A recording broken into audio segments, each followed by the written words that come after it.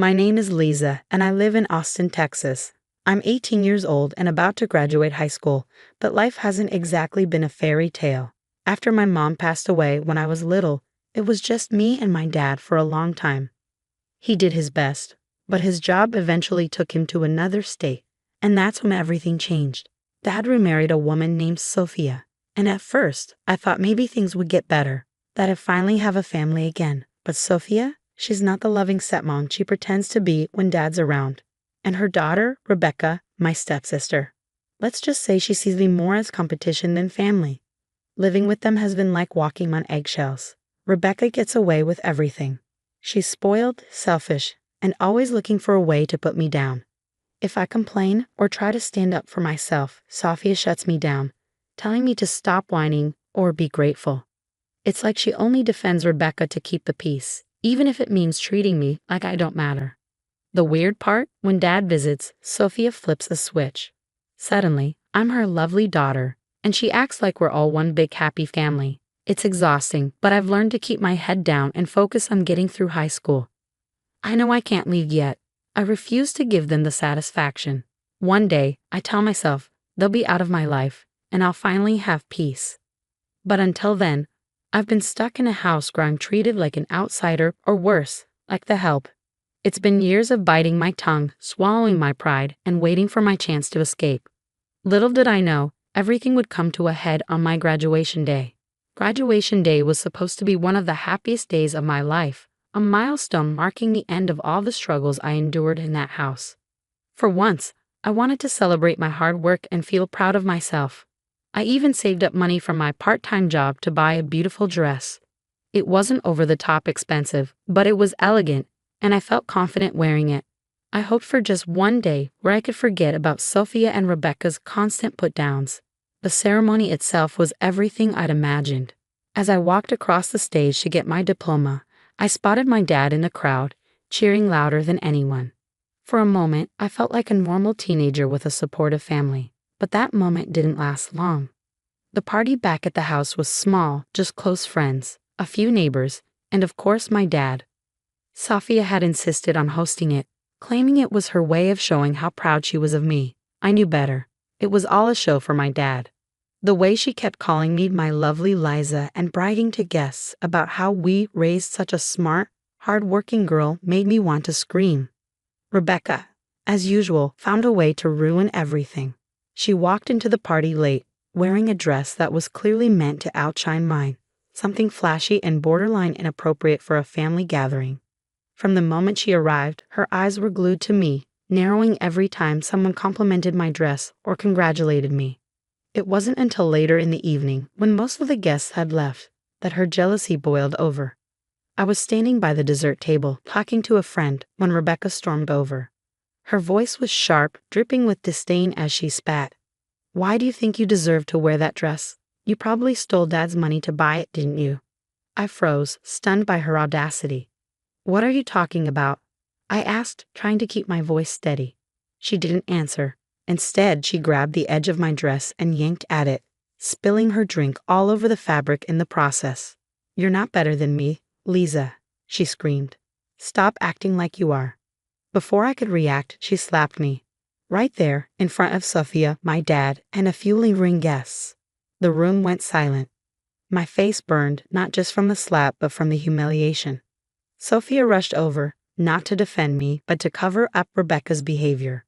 "Oh, it's just sisters being sisters," she said with a forced laugh, trying to downplay what had just happened. I couldn't hold back anymore. "Sisters?"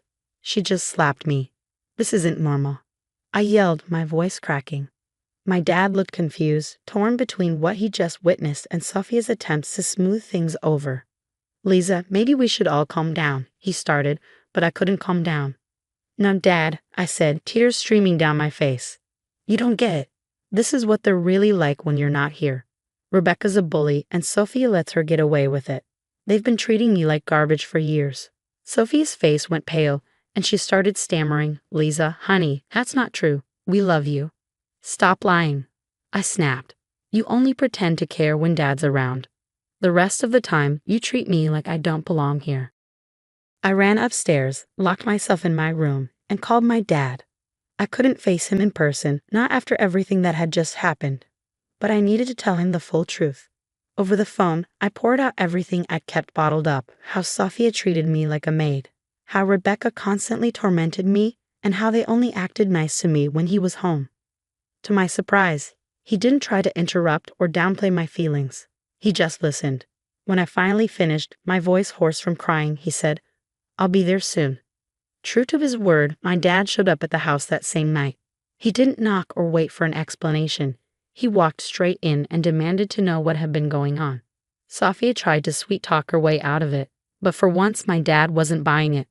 "You think I'm blind," he said, his voice steady but filled with anger. "I saw what happened at the party. And now, hearing everything Liza's told me, I can't believe I trusted you to take care of her." Sophia's protests fell on deaf ears. Rebecca tried to play the victim, claiming I had provoked her, but my dad wasn't having it. "You've both been mistreating my daughter, and I won't stand for it," he said. "Pack your things and get out." Sophia's jaw dropped. "You can't be serious," she cried. "I am," he said firmly. "Liza deserves better than this. I married you because I thought you'd help give her a family, but all you've done is hurt her. Get out." That was the first time I truly felt like my dad had my back. As Sophia and Rebecca packed their bags and left, I felt a weight lift off my shoulders. For the first time in years, I felt like I could breathe again. A year had passed since my graduation day. Life was finally starting to feel normal. Without Sophia and Rebecca in the house, the tension that once suffocated me was gone. My dad made a real effort to spend more time at home, and I threw myself into college and part-time work. For the first time in years, I could focus on myself without constantly looking over my shoulder. Then, out of nowhere, they showed up. I had just finished a shift at the campus coffee shop and was walking back to my small off-campus apartment when I saw Sophia standing by my door. At first, I thought I was imagining it. After all, she was the last person I expected to see. But there she was, looking disheveled, her once pristine hair unkempt and her face lined with worry. Beside her stood Rebecca, clutching a bag that looked like it held everything she owned. "Liza," Sophia started, her voice soft and almost pleading, "we need to talk." I felt a wave of anger surge through me. The nerve of them, showing up here after everything they put me through. "What are you doing here?" I asked, crossing my arms. "Please just hear me out," she said. We've lost everything.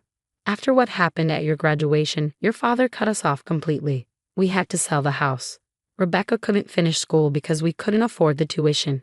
We've been staying with friends, but now we have nowhere to go. We need your help." I almost laughed at the absurdity of it. "My help? You have got to be kidding me." Rebecca, who had been quiet until now, looked up with tears in her eyes. She wasn't wearing her usual designer clothes. Instead, she was dressed in faded jeans and a worn-out sweatshirt. "Please, Liza," she said softly. "We're desperate." It was almost surreal. The same people who had treated me like I was nothing were now standing on my doorstep, asking for my kindness. "I don't owe you anything," I said, my voice trembling with a mix of anger and disbelief. "After the way you treated me? You think I'm just going to forget all of that because you're suddenly in trouble?" Sophia stepped closer, her hands clasped together. "I know we made mistakes," she said. "I know we hurt you. But we're your family. Can't we start over? Please, Liza, give us a chance." I shook my head, taking a step back. "Family? You didn't treat me like family when I needed you. You treated me like a burden, like a maid, like I didn't even belong in my own home. And now you want my help because you've run out of options. That's not how this works." Sophia's composure cracked, and she started crying. "I know I failed you, Liza. I was wrong. I thought I was protecting Rebecca. But I see now that I was blind to what I was doing to you. Please don't turn us away. We have nowhere else to go." Rebecca sniffled, her voice barely above a whisper. "I'm sorry too, Liza. I know I was awful to you. I didn't know how to handle everything after Dad died, and I took it out on you. But I changed. I swear I have." Their words might have moved me once, but now they felt hollow. I thought about all the nights I cried myself to sleep, all the times I felt invisible, all the moments they tore me down just to make themselves feel bigger. I thought about how I swore to myself that I'd never let them hurt me again. "I'm glad you've changed," I said, my voice firm but steady. "But that doesn't erase what you did to me. You don't get to waltz back into my life and expect me to fix your problems. You told me to leave my own home, Sophia. You treated me like garbage, Rebecca. Now look where that's gotten you. That's not my fault, and it's not my responsibility to fix it. Sophia tried one last time. Please, Lisa. If not for me, then for Rebecca. She's your sister. No, I interrupted. She's not. Sister don't do what she did to me, and you? You're not my mother, Sophia. You never were. You just pretended to be when it suited you. So no, I won't help you. Go find someone else to manipulate. I took a deep breath, standing taller. And if you ever show up here again, I'll call the police. Now leave. Sophia and Rebecca stared at me, stunned into silence. For a moment, I thought they might argue. But then Sophia nodded, defeated. They turned and walked away, and I watched as they disappeared down the street, carrying the weight of their own choices. As I closed the door, a sense of relief washed over me. After that day, everything changed for the better.